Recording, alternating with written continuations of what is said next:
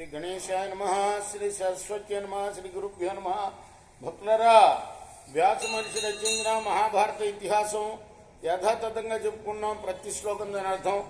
ఇందులో భాగంగా నిన్నటి వరకు మనం ఆది సభారణ్య విరాట ఉద్యోగ భీష్మ ద్రోణ కర్ణ శల్య సౌప్తిక స్త్రీ పర్వాలనే 11 పర్వాలు పూర్తి చేసాం. 18 పర్వాల్లో 12వదైన శాంతి పర్వంలో కూడా 284 అధ్యాయాలు పూర్తి చేసి 285వ అధ్యాయంలోని 21వ శ్లోకం వరకు చెప్పుకున్నాం.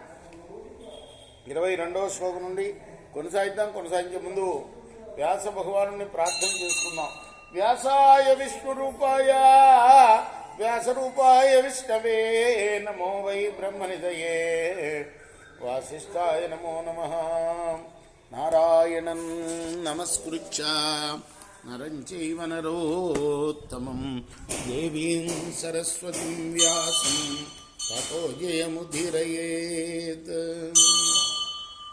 సదా నింబవృక్షస్య మూలాధివాసాత్ సుధాశ్రావిణం తిక్తమప్యప్రియంతం తరుం కల్పవృక్షాదికం సాధయంతం నమామీశ్వరం సద్గురుం సాయినాథం.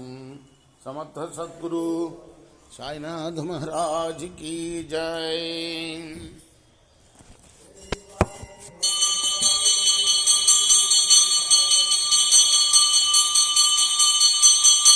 పురుషే తిష్టతి బుద్ధి త్రిషు భావేషు వర్తతే కదాచిల్లభతే ప్రీతిం కదాచిదపి శోచతి.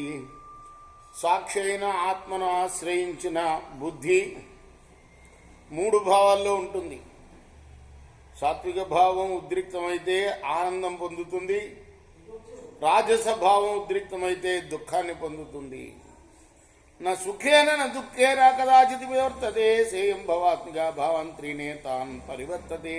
ఇక తమో గుణం వద్దే ఇది గనక ప్రకోపిస్తే అది సుఖమో దుఃఖమో తెలుసుకోలేదు. అది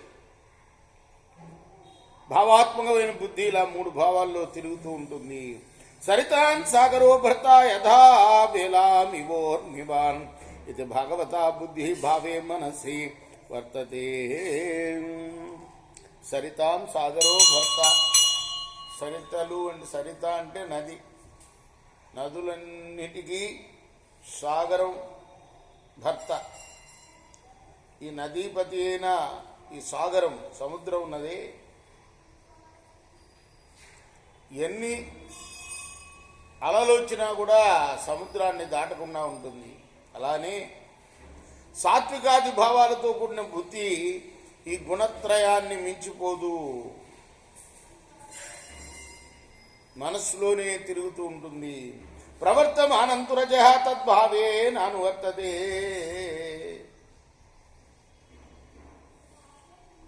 ప్రహర్ష ప్రీతిరానంద సుఖం సంశాంతి చిత్తత కథంచిదుపపద్యంతే పురుషే సాత్విక గుణ.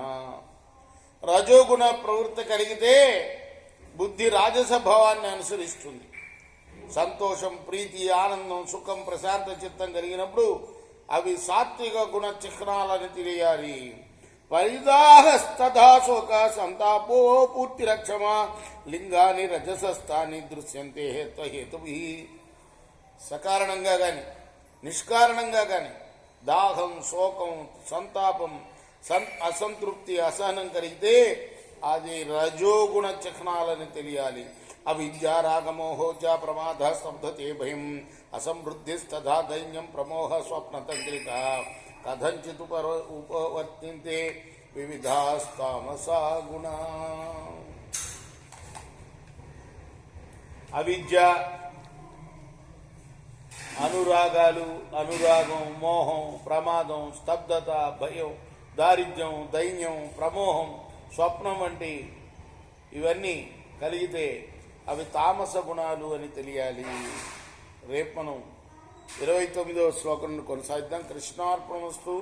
సాయి కృష్ణార్పణమస్తు. స్వస్తి ప్రజాభ్యః పరిపాలయంతాం న్యాయేన మార్గేణ మహిమహీషా గోబ్రాహ్మణేభ్యः శుభమస్తు నిత్యం. లోకాః సమస్తాః సుఖినో భవంతు.